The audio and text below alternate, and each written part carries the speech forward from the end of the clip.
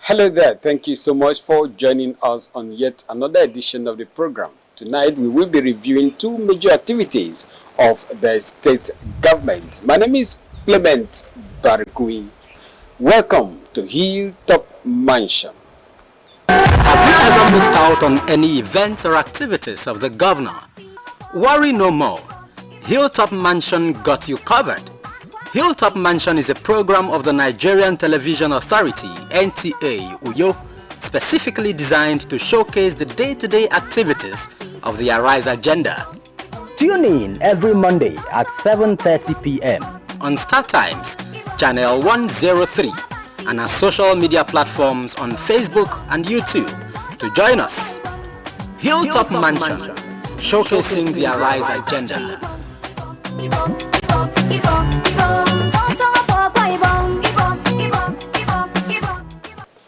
The first event we have for you tonight is on the Treasury Single Account by the state government. Governor Umeno, within the week, convened a meeting of all stakeholders where he instructed that all government accounts should be closed by the Accountant General of the state. On January 1, 2026, the Akwa Ibom State Government launched the Treasury Single Account to ensure transparency, accountability, block revenue leakages, and improve financial discipline in government businesses. This meeting with the House of Assembly members, commissioners, permanent secretaries, and all heads of MDAs is therefore to set guidelines for the implementation. Governor Umeno, while addressing the people, warned heads of MDAs against misappropriation of public funds, stressing that offenders will be handed over to anti-graft agencies for investigation. And understand the important responsibility that we all carry on our shoulders as a state. Our revenue collection drive and system has not been totally very good. As a matter of fact, we've spent a whole lot doing system reviews since we came into office. That's the aspect a lot of people don't see. But without reviewing those systems, we cannot have the outcome that we expect to run our government. We started with checking of, validating staff and all of that, and we saved over 2,000. We discovered over 2,000 people that were on our payroll, but they were not even accredited. They were just earning salaries. Where the salaries were going, we don't know. That we stopped. We did verification on pensioners. A whole lot, much more was discovered. I'm not here to real figures, but thankfully the Ministry of Digital Technology Economy have all of the figures, what we're able to save the state. And you can imagine if we were still carrying all of those with the minimum wage. Our wage bill today totally stands about 13 billion. With all of this verification, you can imagine what would have been if we had not done what we did. Today, I am told that every government employee, whether appointed or civil servant, can then verify their payroll through their phones. And you just need to key in, you can do your verification, you can do everything, so you can see your payroll. It never used to be like that. We've invested a lot in setting our systems so that it will be clear to everybody what it is. We want to be transparent. And when people talk about how much we have received, there's no argument about that. Look at the corresponding expenditures and the things we've done. And I challenge anybody to take me on any project we have done in this state in terms of the cost of that project. I am ready to take on the person. Because we know that when we came into office, we had set up what has never been in this state before. We now have a procurement advisory committee, verification committee in the governor's office. And all our bills of quantities are checked and checked. People have fought it and they've tried to, but that's it. I will not sign anything if my team have not checked. And so we know the cost of our project. We know the billions we have saved this state in doing that.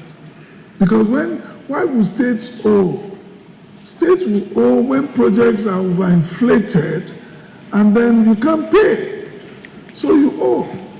As of today in this state, when we've paid up and met contractual obligations to the point where if you have your IPC, we'll pay you. We'll pay you.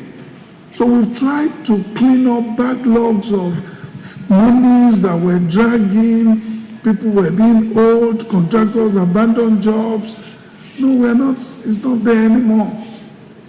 But in doing that, we need to come together, consolidate our revenue. I have been blessed by God and the benevolence of the immediate past governor to have been in public service before now. And I understand that we all generate revenue, but who monitors this revenue?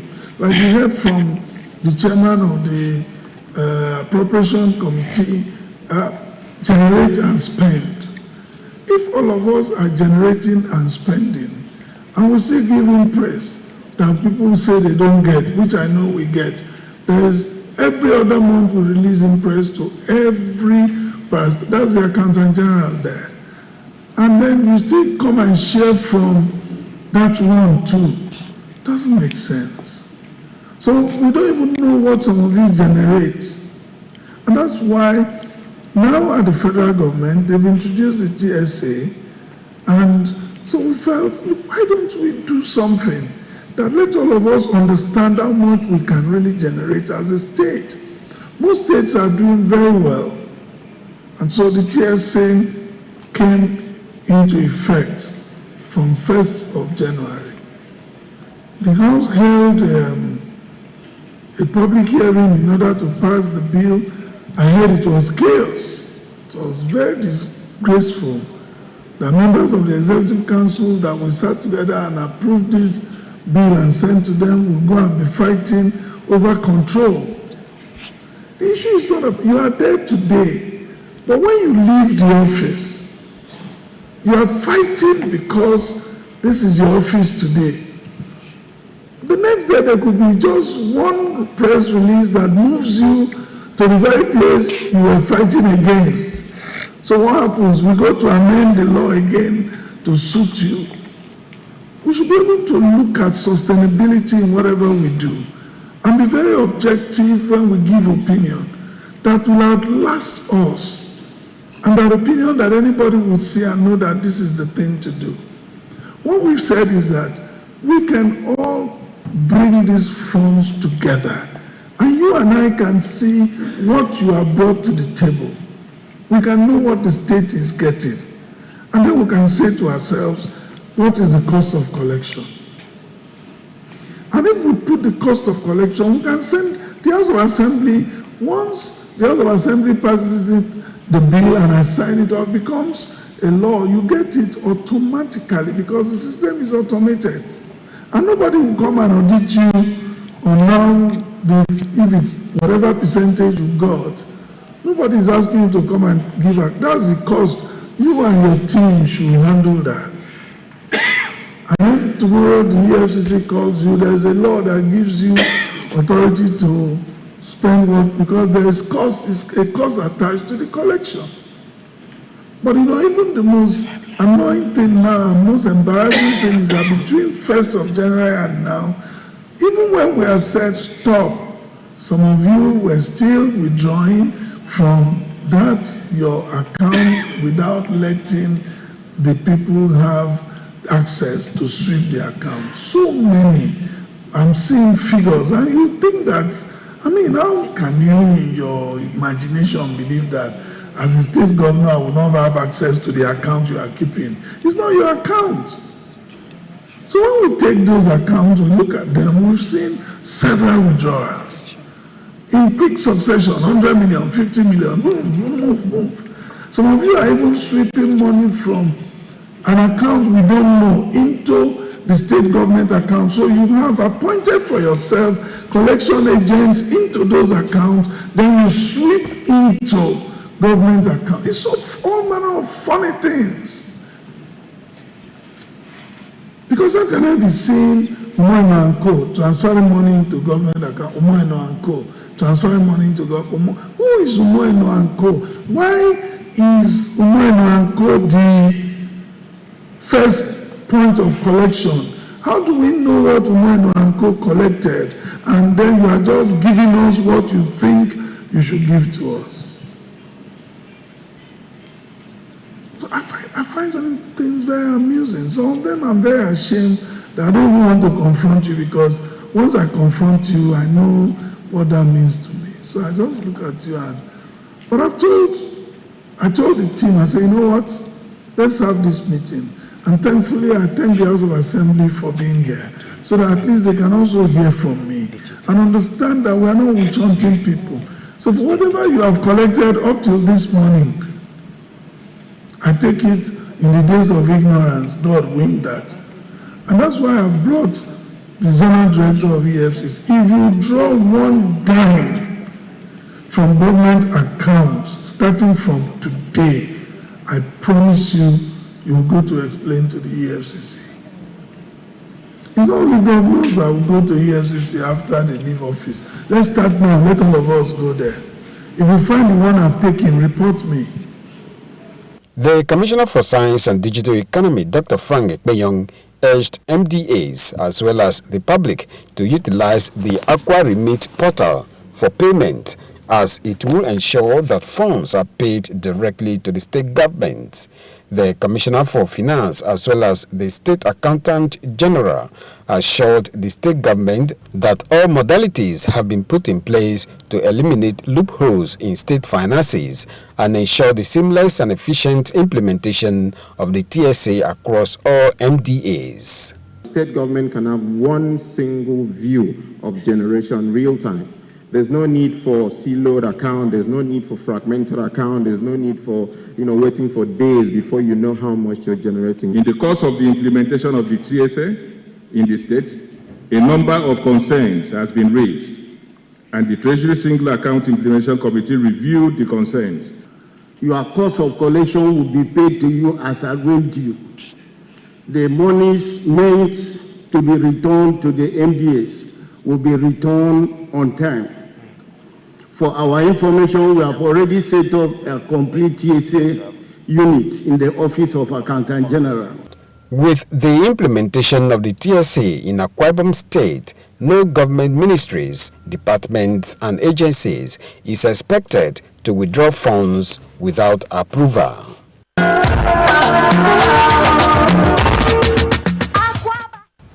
Also within the period under review, Golden Initiative for All, GIFA, clocked 2. And to mark that event, the state government rolled out the drums, during which many residents were also empowered. I couldn't afford to pay for my surgery because the amount was huge. I reached out and my story was shared on Facebook, which somehow it reached the GIFA under the compassionate leadership of Her Excellency, the First Lady. And somehow, her office reached out to me. She didn't know me personally, but yet she chose to help me. She paid for my surgery in full, completely.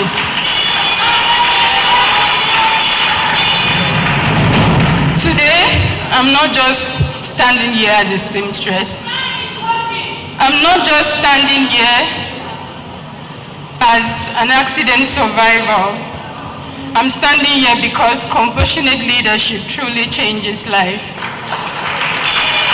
As Golden Initiative for All, GIFA, a pet project of the late First Lady of Akwa Ibom State, Mrs. Patient Eno, celebrate its second anniversary, members of the state reflect on the impact it has made in their lives. For the state government, it will continue to collaborate with GIFA and other non-governmental organizations for the actualization of a more prosperous and healthy state through construction of life-touching projects across the state.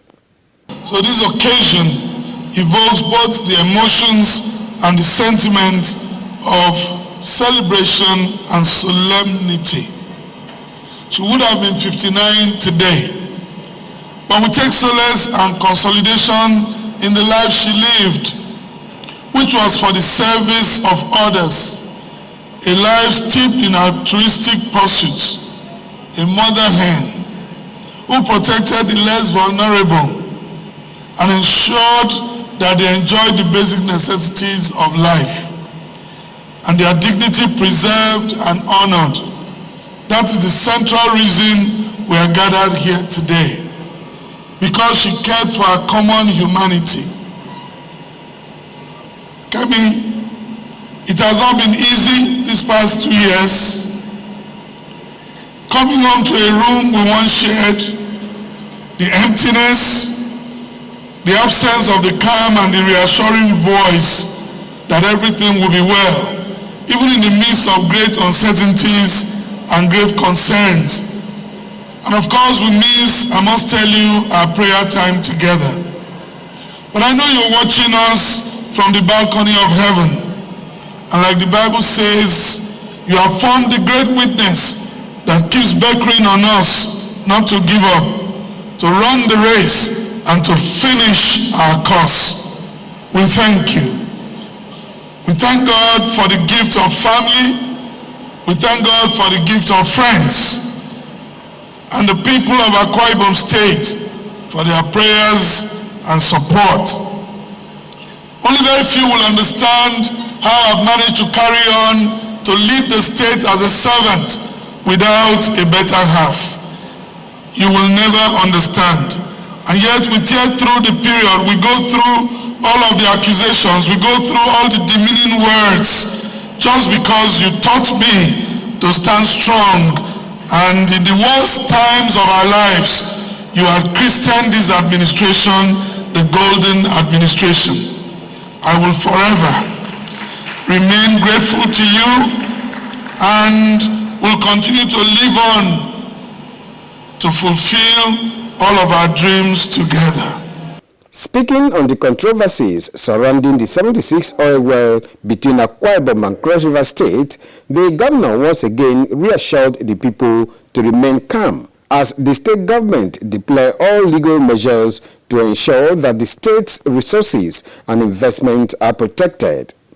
There is no cause for alarm concerning our God-given resources. The matter has been handled by the presidency, and I trust the government of President Bola Ahmed Tinubu that he will abide and he abides by the rule of law. We have 2 Supreme Court judgments, and there is no reason whatsoever, nothing has changed that will enable us begin to look at Supreme Court issues again. No committee can overturn a Supreme Court judgment. No government parastatal can overturn a Supreme Court judgment. Akwa Ibom does not have a maritime boundary with Cross River. We have a maritime boundary with Cameroon, and any attempt to shift that boundary will be tampering with the ICJ judgment, and we know that it becomes an international issue. And I'm sure Nigeria is law-abiding. I understand that people will campaign using this as political tool. We forgive them. Let them continue to hype and deceive their people in ignorance. But we know the truth. We will not cede 1 inch, one well of oil well belonging to Akwa Ibom State. We may not be big on propaganda. We may not be big on addressing press conferences. We may not be big of gathering the people to tell them lies. But we know one thing, that we are firm on the ground and we are in this government together. We are in the ruling party. We will go where they go. We will meet who they meet. We will talk where they talk. We will sit where they sit. And we will defend what belongs to us. Earlier, the coordinator office of the First Lady, Lady Helen Obariki, stressed that GIFA has so far impacted 53,987 lives across the state in areas such as maternal and child health care, literacy, women empowerment, care for the elderly, fight against diseases, people living with disabilities, improving environmental sustainability, gender-based violence prevention and response. Across the world, First Ladies have continued to use their platforms as co-bearers of their spouse's mandate, championing causes that uplift humanity. The Golden Initiative for All, GIFA, birthed from the noble vision of Her Excellency Pastor Patience Umoheno, was established to touch lives and make a positive difference in the lives of underprivileged families in our dear state. 2 years on, we are fully committed to improving and uplifting the lives of vulnerable women and children in Akwa Ibom State. Through collective effort and purposeful leadership, GIFA has continued to improve the well-being of countless individuals while inspiring a renewed sense of communal responsibility and social consciousness across the state. From the lush green vegetation of Ini local government area, to the elevated rugged terrain of Itu, down to the riverine communities of Mbo and the sandy beaches of Igno, our life-touching projects dot the entire landscape of our state, bearing undeniable testimonies of impact. I will not bore you with the detailed scorecard of our achievements.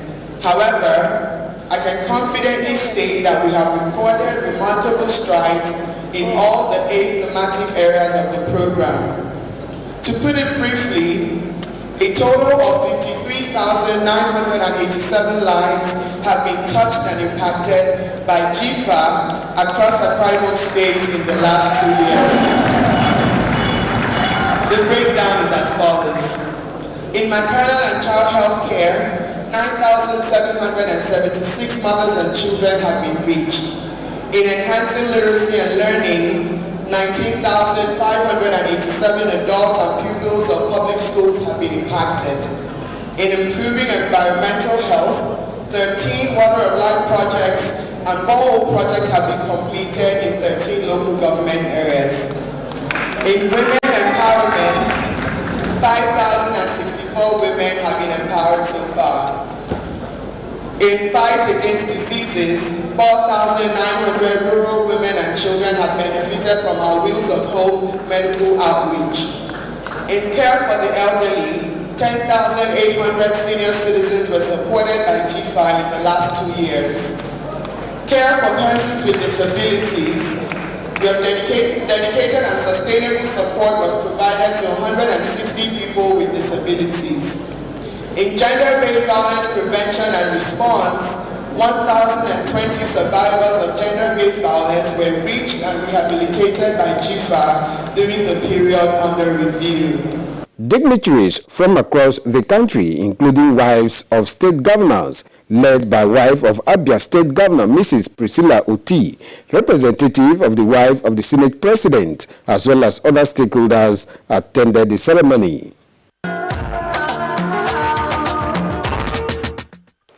And so it has been on this week's edition of Hilltop Mansion. Thank you so much for always being there. Let's do this again, same time, same station next week.